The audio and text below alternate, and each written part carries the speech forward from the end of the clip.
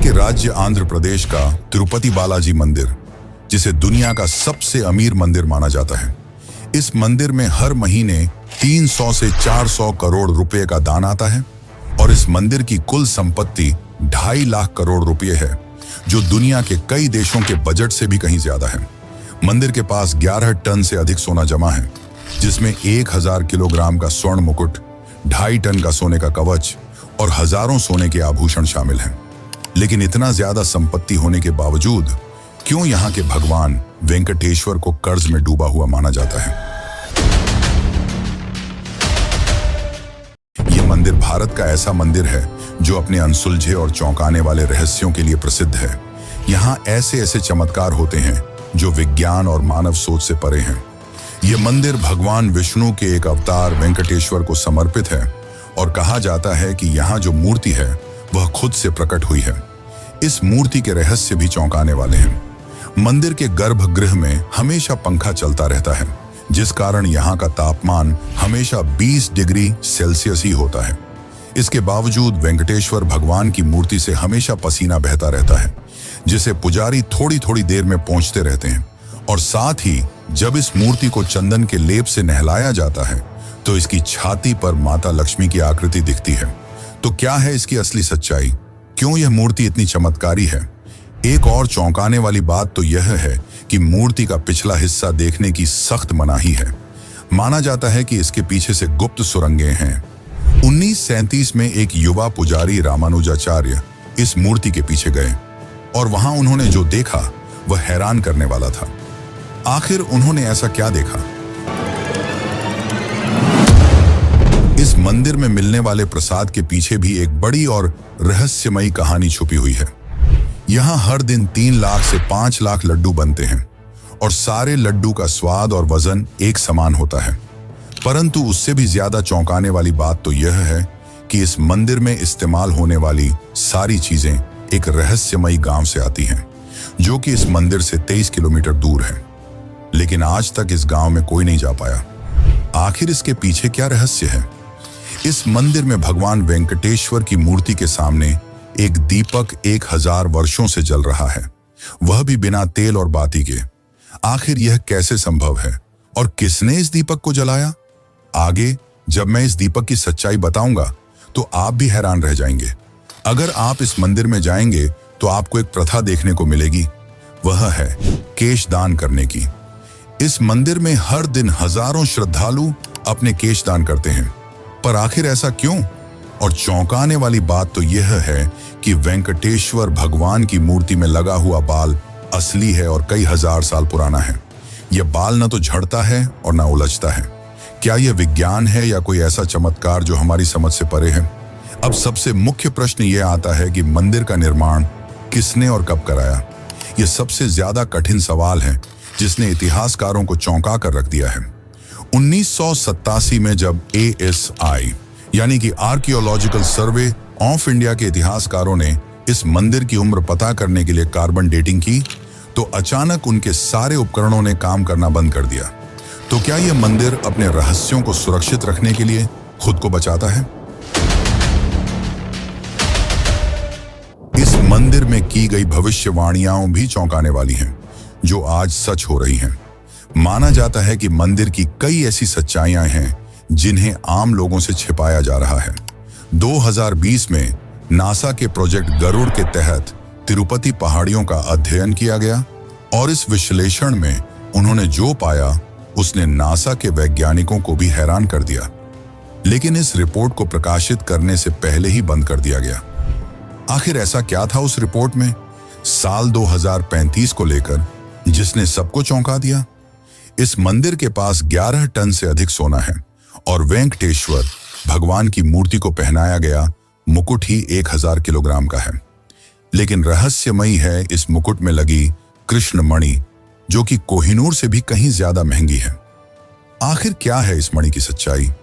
क्या यह वही मणि है जिसका जिक्र विष्णु पुराण में कौस्तुभ मणि के रूप में किया गया है? ऐसे न जाने और भी कितने रहस्य हैं जो आपके कल्पना से कहीं परे हैं। लेकिन आज की इस डॉक्यूमेंट्री में हम आपको उन सारे रहस्यों की सच्चाई बताने वाले हैं जो कि आपको न ही किसी किताब में मिलेगी और न ही इंटरनेट पर।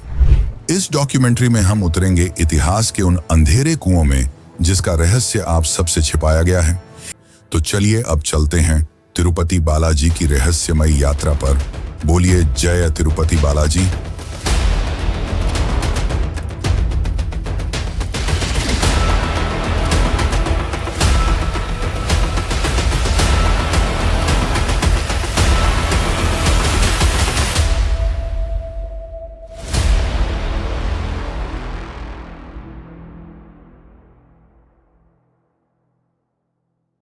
कहा जाता है कि इस मंदिर का निर्माण विजयनगर साम्राज्य के महान शासक कृष्णदेव राय ने करवाया था, पर यह सच नहीं है। इस मंदिर में वेंकटेश्वर भगवान की मूर्ति कहां से आई और इस मंदिर का निर्माण कब और किसने कराया, यह जानने के लिए हमें एक पौराणिक कथा को समझना होगा। इस कथा के अंत तक आपको मंदिर के रहस्यों की आधी सच्चाई खुद ब खुद समझ आ जाएगी। तो इस कथा को अंत तक जरूर देखें, क्योंकि यह आपको एक रहस्यमयी दुनिया की ओर ले जाने वाली है। पौराणिक कथाओं के अनुसार प्रलय के उस भयावह दौर की बात है जब समस्त पृथ्वी जलमग्न हो गई थी। पौराणिक ग्रंथों में वर्णित है कि पवन देव ने अपने उग्र रूप में इतनी प्रचंड गति से उड़ान भरी कि आकाश के बादल फट पड़े और ऐसा वर्षा का प्रकोप शुरू हुआ जिसने धरती को पूरी तरह जल में डुबो दिया।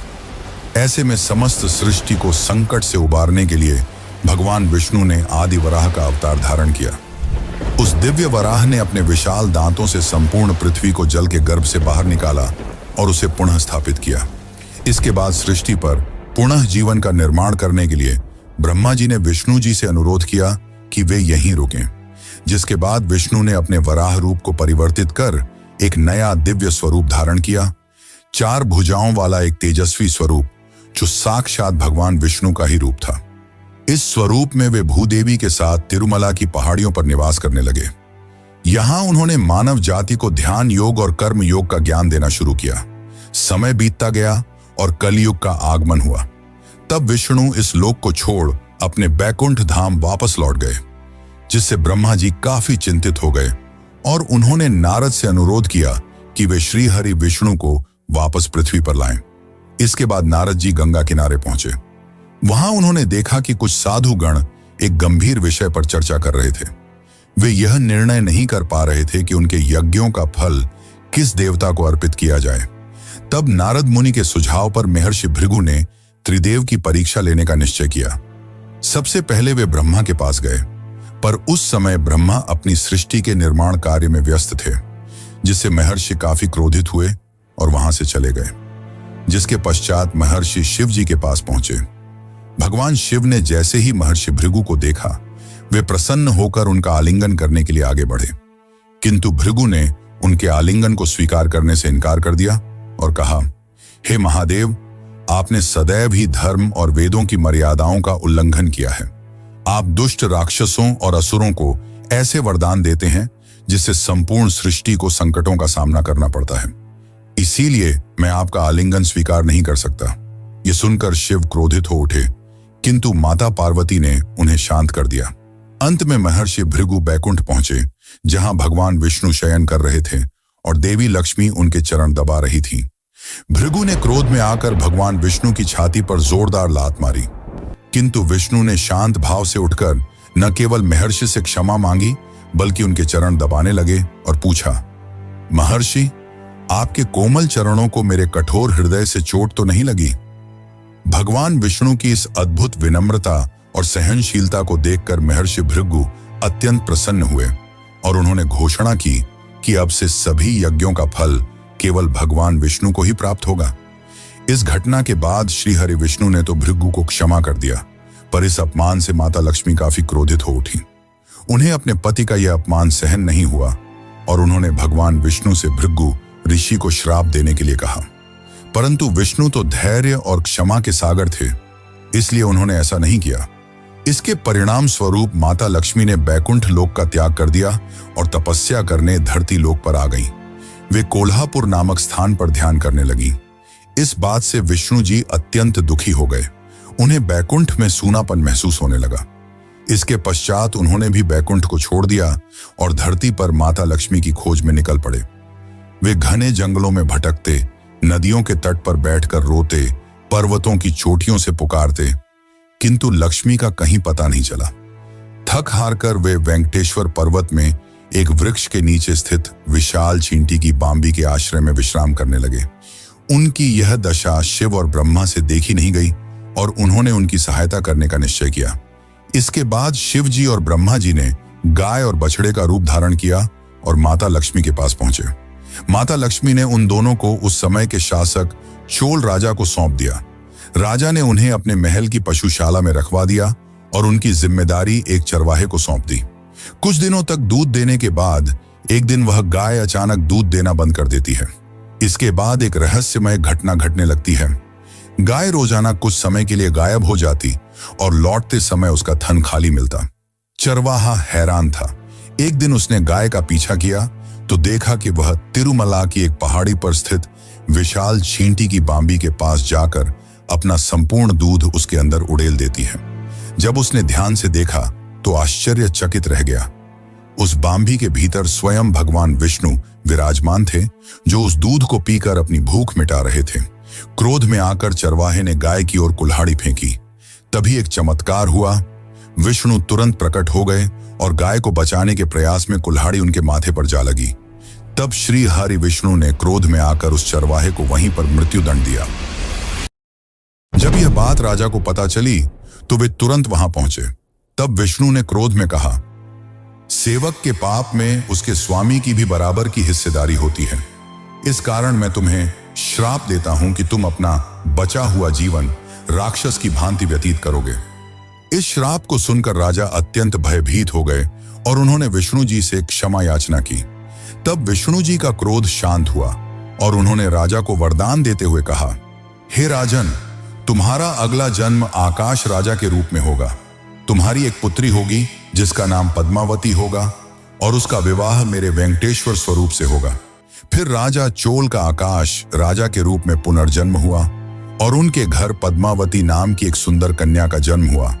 और उसी वक्त भगवान विष्णु ने भी वकुला नामक साध्वी के घर श्रीनिवास रूप में जन्म लिया, जो कि गरीब परिवार से आते थे। अब धीरे धीरे दोनों की उम्र बढ़ने लगी और देखते ही देखते वे शादी के लायक हो गए। एक दिन पद्मावती अपने कुछ सखियों के साथ वन में घूम रही थी। उसी वक्त अचानक एक गुस्से से तिलमिलाया जंगली हाथी बड़ी ही तेजी से उनकी ओर बढ़ा। वे काफी डर गईं, लेकिन तभी वहां श्रीनिवास आ पहुंचे और उसकी रक्षा की। इससे पद्मावती काफी प्रभावित हुई और दोनों ने एक ही नजर में एक दूसरे को पसंद कर लिया। ये बात पद्मावती ने अपने पिता आकाश राजा को बताई। शुरू में तो उन्होंने साफ मना कर दिया, क्योंकि श्रीनिवास काफी निर्धन परिवार से थे। पर रात में राजा आकाश के सपने में भगवान विष्णु आए और उन्हें अपने वरदान के बारे में बताया, जिसके पश्चात राजा आकाश श्रीनिवास और पद्मावती के विवाह के लिए मान गए। लेकिन जब दोनों का विवाह हुआ तब एक शर्त रखी गई कि वर पक्ष को वधू पक्ष को कुछ धनराशि देनी होगी। परंतु श्रीनिवास तो काफी गरीब परिवार से थे, जिस कारण उन्होंने धन के स्वामी कुबेर से कुछ धन उधार लिया और उन्होंने कुबेर से यह वादा किया कि वह यह धन कलयुग के अंत तक चुका देंगे। और इसी कारण आज भी श्री वेंकटेश्वर को कर्ज में डूबा हुआ माना जाता है और यहाँ आने वाले श्रद्धालु अपनी कमाई का कुछ हिस्सा भगवान को दान करते हैं, ताकि वे उनका कर्ज जल्द से जल्द चुका सकें। आगे इस कथा के अनुसार जब श्रीनिवास और पद्मावती का विवाह हो जाता है, तब इस बात का पता मां लक्ष्मी को चलता है। वह इस बात पर विश्वास नहीं कर पा रही थी कि उनके स्वामी ने किसी और कन्या के साथ विवाह कर लिया है, जिसके पश्चात पद्मावती और माता लक्ष्मी में विवाद हो गया। यह विवाद काफी ज्यादा बढ़ गया, जिसके बाद श्रीनिवास ने अपने आप को मूर्ति में बदल लिया और यही मूर्ति आज तिरुपति बालाजी में श्री वेंकटेश्वर के रूप में पूजी जाती है। माना जाता है कि अपने पति को मूर्ति में परिवर्तित होता देख माता लक्ष्मी और पद्मावती को अपनी गलती का एहसास हुआ और वे दोनों भी श्रीनिवास की मूर्ति में समा गईं, जिस कारण आज भी जब भगवान वेंकटेश्वर की मूर्ति को स्नान कराया जाता है, तब उनके सीने में माता लक्ष्मी और पद्मावती की छवि दिखती है। और इसी कारण भगवान के स्नान के बाद पुजारी उन्हें नीचे धोती पहनाते हैं और ऊपर के शरीर को साड़ी से सजाया जाता है। यह भगवान विष्णु और माता लक्ष्मी के चमत्कारों का जीवित प्रमाण है। लेकिन मित्रों, क्या आपको पता है कि इस मंदिर का निर्माण किसने और कब करवाया? यह मंदिर का निर्माण एक चर्चा का विषय है। आईआईटी मद्रास ने 2018 में शोध किया, जिसमें पाया गया कि मंदिर की दीवारों में इस्तेमाल हुए पत्थरों के बीच का फासला हमेशा 0.2 इंच रखा गया है। एक ऐसी परिशुद्धता जो आधुनिक लेजर तकनीक के बिना असंभव मानी जाती है, पर आज से हजारों साल पहले इसे संभव किया गया। आखिर इस मंदिर का इतना भव्य और आधुनिक निर्माण किसने कराया? तो चलिए जानते हैं इस मंदिर के निर्माण का असली सच। लेकिन उससे पहले, अगर आपको डॉक्यूमेंट्री अच्छी लग रही है, दोस्तों आपने यह तो जान लिया कि यह मूर्ति यहां कैसे आई। अब हम आपको बताते हैं इस मंदिर के निर्माण की कहानी। तिरुपति के भव्य मंदिर का निर्माण इतिहास कई शताब्दियों के विकास की कहानी कहता है। 9वीं शताब्दी से प्राप्त शिलालेखों के अनुसार इस मंदिर का प्रारंभिक स्वरूप पल्लव राजवंश ने लगभग 825 ईस्वी के आसपास अस्तित्व में आया। हालांकि वर्तमान भव्य संरचना का श्रेय मुख्य रूप से विजयनगर साम्राज्य को जाता है। इस मंदिर का इतिहास 9वीं शताब्दी में पल्लव राजाओं के शासनकाल से शुरू होता है, जिन्होंने काले ग्रेनाइट पत्थर से मंदिर का प्रारंभिक गर्भगृह बनवाया। चोल राजवंश ने 11वीं शताब्दी में इसका विस्तार किया और 12 गांव मंदिर को दान में दिए। मंदिर को वास्तविक भव्यता मिली विजयनगर साम्राज्य के शासनकाल में। सम्राट कृष्णदेव राय ने 1509 से 1229 के बीच स्वर्ण गोपुरम का निर्माण करवाया और 30 गांव मंदिर को अर्पित किए। मराठा शासक रघुनाथराव पेशवा ने 1750 में चांदी का विशाल सिंहासन दान दिया। ब्रिटिश काल में मंदिर का प्रबंधन महंतों के पास रहा। 1933 में स्थापित टीटीडी आज 300 से अधिक मंदिरों का संचालन करता है। मंदिर परिसर में 1200 से अधिक शिलालेख और ASI द्वारा खोजी गई 10वीं शताब्दी की गुप्त सुरंगें इसके ऐतिहासिक महत्व को प्रमाणित करती हैं। वर्तमान में यह विश्व के सबसे धनी मंदिरों में से एक है, जहां प्रतिवर्ष लाखों भक्त दर्शन के लिए आते हैं। ये सारी बातें ये बताती हैं कि इस मंदिर को किसी भगवान या किसी एक राजा ने नहीं बनवाया। इस मंदिर का निर्माण कई सालों में अनगिनत राजाओं द्वारा करवाया गया और इसके निर्माण में कई रहस्य छिपे हैं, जिसमें गुप्त सुरंगों का रहस्य सबसे खास है। माना जाता है कि यहाँ 7 गुप्त सुरंगें हैं, जिसमें से ब्रह्मास्त्र सुरंग, स्वर्ण बंदर मार्ग और काला पानी सुरंग मुख्य हैं। लेकिन इनको जानने से पहले हम मंदिर के खजाने के बारे में जानते हैं। इस मंदिर के पास 2 करोड़ 50 लाख करोड़ की संपत्ति है, जिसमें कई सारी चीजें शामिल हैं और साल भर मंदिर 2000 करोड़ से ज्यादा खर्च करता है। आखिर मंदिर इस पैसे को कहां खर्च करता है और हर साल इतना खर्च करने के बावजूद आखिर मंदिर का पैसा 10 गुना ज्यादा तेजी से कैसे बढ़ता जा रहा है और यह पैसा कहां रखा गया है, इसकी सुरक्षा कौन करता है?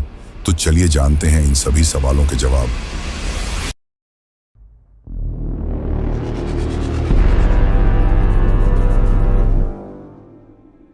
मंदिर की मासिक आय लगभग 300 से 400 करोड़ है, जबकि इसकी सालाना कमाई 5000 करोड़ से ऊपर पहुंच जाती है। इस मंदिर के पास 11 टन से अधिक सोने का खजाना है, जिसमें 1000 किलोग्राम का मुकुट और 2.5 टन सोने का कवच है। साथ ही और भी कई सोने के आभूषण हैं। 2022 में एक भक्त ने 1000 किलो सोना दान किया, जो एक ही दिन में किसी मंदिर को मिला सबसे बड़ा दान बन गया। इस मंदिर के सोने की रखवाली और मैनेजमेंट की जिम्मेदारी टीटीडी यानी कि तिरुमला तिरुपति देवस्थानम के पास है और इस मंदिर के पास सिर्फ सोना ही नहीं बल्कि 43,000 एकड़ जमीन, शेयर मार्केट में 10,000 करोड़ रुपए का निवेश और दुनिया भर में 12 बैंक अकाउंट्स हैं। और इन सारे पैसों को संभालने के लिए टीटीडी ने एक भूमिगत वॉल्ट बनाया है, जिसकी सुरक्षा भारतीय रिजर्व बैंक जितनी सख्त है। क्या आप जानते हैं कि इस वॉल्ट को खोलने के लिए 3 अलग अलग लोगों की अंगुलियों के निशान चाहिए? लेकिन सबसे बड़ा सवाल यह है कि यह सारा पैसा कहां जाता है। दरअसल मंदिर हर साल 2000 करोड़ रुपए से ज्यादा सामाजिक कल्याण पर खर्च करता है, जिसमें शामिल है अन्नदान, जो कि इस मंदिर का सबसे बड़ा प्रोजेक्ट है। हर दिन 3 से 4 लाख भक्तों को मुफ्त भोजन दिया जाता है। बाकी मंदिर 20 से ज्यादा मेडिकल कॉलेज और हॉस्पिटल्स भी चलाता है, जहां गरीबों का मुफ्त इलाज किया जाता है। 300 से ज्यादा स्कूल और कॉलेज, जहां 50,000 से ज्यादा बच्चों को फ्री शिक्षा प्रदान की जाती है। ऐसे और भी कई कल्याणकारी काम किए जाते हैं। अब सवाल यह है कि इतना खर्च करने के बाद भी मंदिर दिनों दिन इतना ज्यादा अमीर कैसे होता जा रहा है। इसके पीछे की सच्चाई यह है कि मंदिर सिर्फ पैसे खर्च नहीं करता बल्कि निवेश भी करता है। 12,000 करोड़ से ज्यादा मंदिर ने फिक्स डिपॉजिट में जमा कर रखा है, जहां से सालाना मंदिर को 800 करोड़ रुपए का मुनाफा होता है। और साथ ही 10,000 करोड़ से ज्यादा रुपए शेयर मार्केट में रिलायंस, टाटा और SBI जैसी कंपनियों पर लगाए हैं, जहां से उनको काफी फायदा होता है। ऐसे और भी कई जगह पर निवेश कर रखा है जिससे मंदिर को काफी ज्यादा फायदा होता है। और साथ ही हर साल श्रद्धालु भी लाखों रुपए दान करते हैं। यहाँ श्रद्धालु केवल धन नहीं बल्कि बाल का भी दान करते हैं, जो कि एक विचित्र मगर रहस्यमयी परंपरा है। आखिर यहाँ लोग अपने बाल क्यों दान करते हैं, तो चलिए जानते हैं इसकी सच्चाई।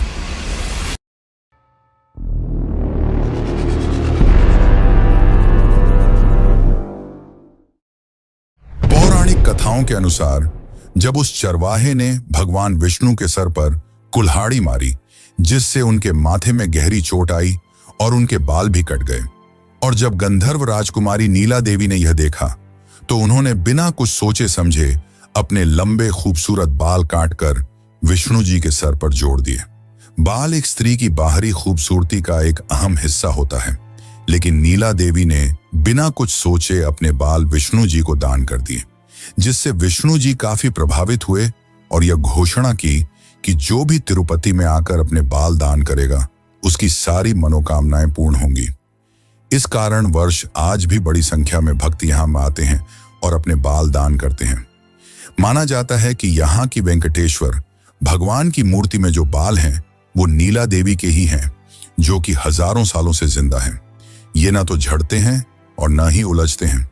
जब भक्त मंदिर में केश दान करते हैं तो यहाँ के कर्मचारी उन बालों को इकट्ठा करते हैं, फिर उन्हें धोकर और साफ करके हेयर विग्स और हेयर एक्सटेंशन बनाए जाते हैं और बाद में इन्हें बेच दिया जाता है। इन बालों को विदेशों में बेचकर मंदिर महीने के लगभग 20 लाख रुपए कमाता है, क्योंकि माना जाता है कि विदेशों में भारतीय बालों की काफी ज्यादा डिमांड है। अब हम जानने वाले हैं वो रहस्य जो विज्ञान और आपकी सोच से परे है, मूर्ति के पीछे का रहस्य। आखिर क्या है इसके पीछे और क्या है गुप्त सुरंगों का रहस्य, तो चलिए जानते हैं। और अगर यहां तक देख ही चुके हो तो कमेंट में बालाजी महाराज की जय जरूर लिखें।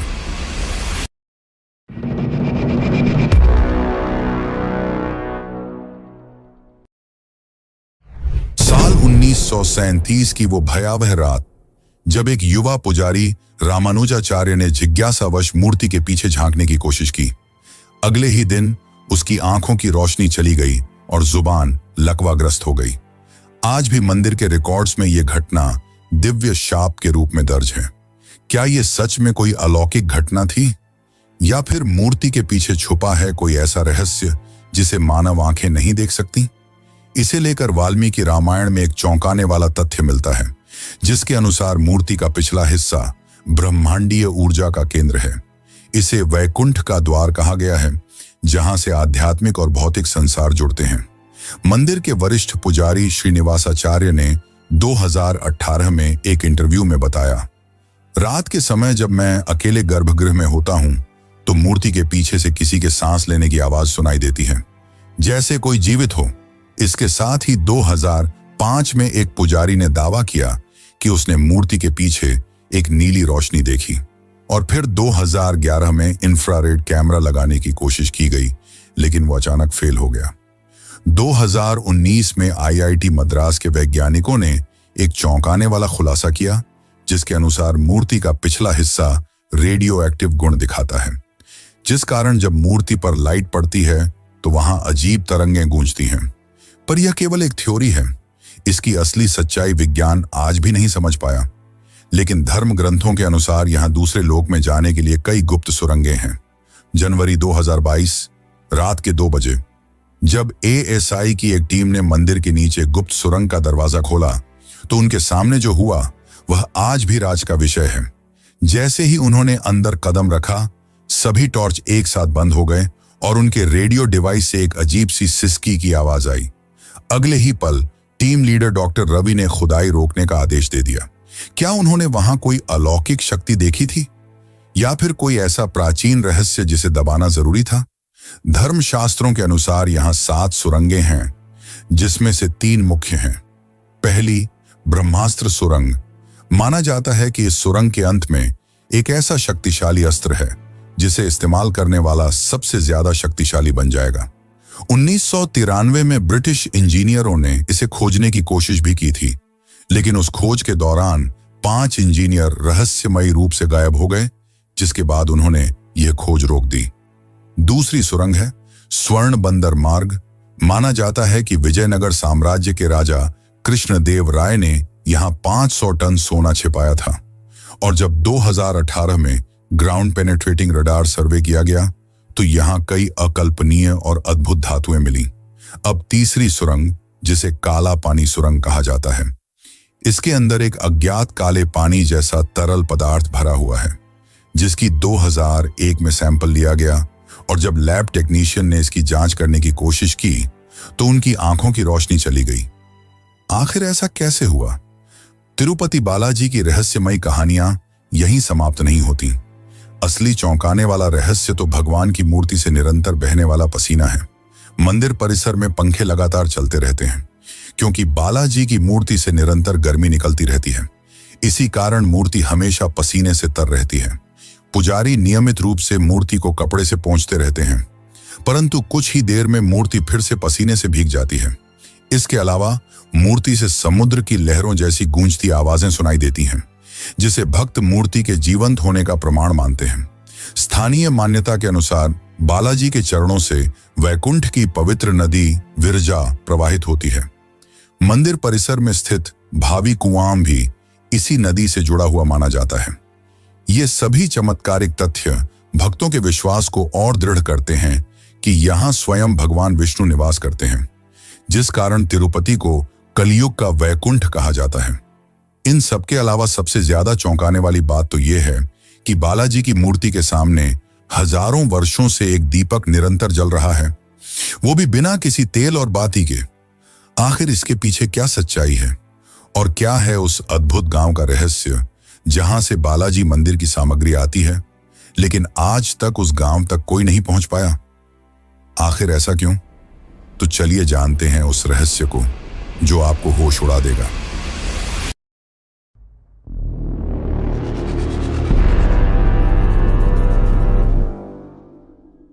1000 साल से जल रही वो लौ जिसने वैज्ञानिकों को हैरान कर दिया है। आज से 1000 वर्ष पूर्व जब राजा कृष्णदेव राय ने पहली बार इस दीपक को जलवाया था, तब से आज तक यह एक पल के लिए भी नहीं बुझा। यह कोई मिथक नहीं, बल्कि टीटीडी के ऐतिहासिक रिकॉर्ड्स में दर्ज सच्चाई है। लेकिन सबसे चौंकाने वाला सवाल यह है, आखिर यह दीपक बिना तेल और बाती के कैसे जलता है? 2017 में डीआरडीओ की एक टीम ने इसकी रिसर्च की तो पाया कि यह दीपक एक अमृत तुल्य नामक तेल से जलता है, जो हिमालय की जड़ी बूटी से बनाया जाता है, और इसकी बाती देवदार वृक्ष की छाल से बनी है, जो हजारों वर्षों तक नहीं जलती बल्कि धीरे धीरे रूपांतरित होती है। साथ ही वैज्ञानिकों ने बताया कि गर्भगृह की वेंटिलेशन सिस्टम इतनी परफेक्ट है कि हवा का प्रवाह दीपक को हमेशा जलाए रखता है।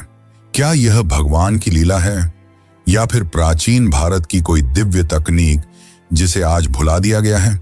कहा जाता है कि इस मंदिर में चढ़ने वाली हर एक चीज, चाहे वह दूध हो, फूल हो या कुछ और, वह मंदिर से 23 किलोमीटर दूर स्थित एक गांव से आती है। लेकिन ना तो आज तक किसी ने इस गांव का नाम सुना है और ना ही इसे कोई ढूंढ पाया है। इस गांव को खोजने का प्रयास बहुत से लोगों ने किया है, लेकिन यह आज तक एक रहस्य ही बना हुआ है। इस मंदिर से जुड़ी कई खतरनाक भविष्यवाणियां हैं जिन्हें नासा ने भी सच माना है। तो आखिर वह भयावह भविष्यवाणी क्या है जिसने नासा को भी चौंका कर रख दिया? लेकिन उससे पहले हम यहां बनने वाले प्रसाद की बात करते हैं, जो आज भी चर्चा का विषय है कि कैसे सभी लड्डुओं का वजन और स्वाद एक जैसा होता है।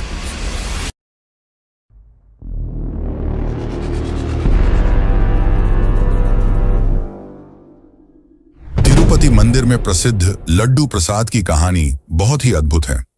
कहते हैं कि जब तिरुपति बालाजी मंदिर में भगवान वेंकटेश्वर की मूर्ति स्थापित की जा रही थी, तो पुजारियों को समझ नहीं आ रहा था कि प्रभु को भोग में क्या अर्पित करें।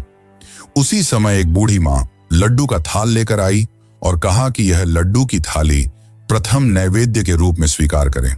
पुजारियों ने वह लड्डू प्रभु को अर्पित किए और फिर प्रसाद के रूप में ग्रहण किए। लड्डू का स्वाद इतना अद्भुत था कि पुजारी भी हैरान रह गए। तब उन्होंने उस बूढ़ी मां से लड्डू बनाने का तरीका पूछा।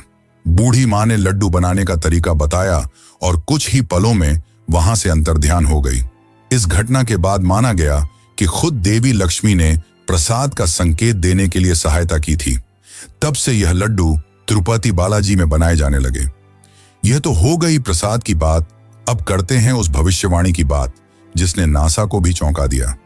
भविष्य पुराण के अनुसार जब कलयुग अपने चरम पर होगा तब तिरुपति की पहाड़ियों से एक विचित्र प्रकाश निकलेगा और भगवान वेंकटेश्वर की मूर्ति अपना रूप बदल लेगी।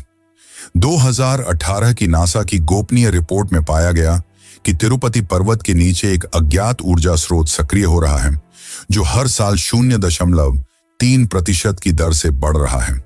वैज्ञानिकों का मानना है कि यदि यही गति बनी रही तो सन 2035 तक यहां से एक विशाल चुंबकीय तूफान उठ सकता है जो कि काफी खतरनाक और भयावह होगा।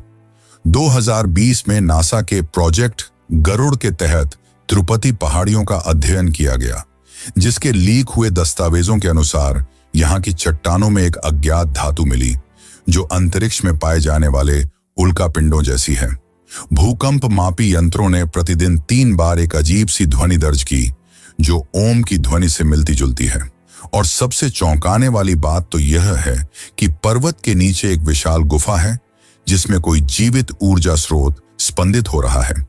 क्या यह कलयुग के अंत की ओर इशारा कर रहा है? ऐसे और भी कई चौंकाने वाले रहस्य हैं जो विज्ञान के परे हैं, मगर भक्त इसे भगवान की लीला और उनकी उपस्थिति का प्रमाण मानते हैं। वैसे क्या आपको पता है कि भारत के कई मंदिरों में बलि दी जाती है?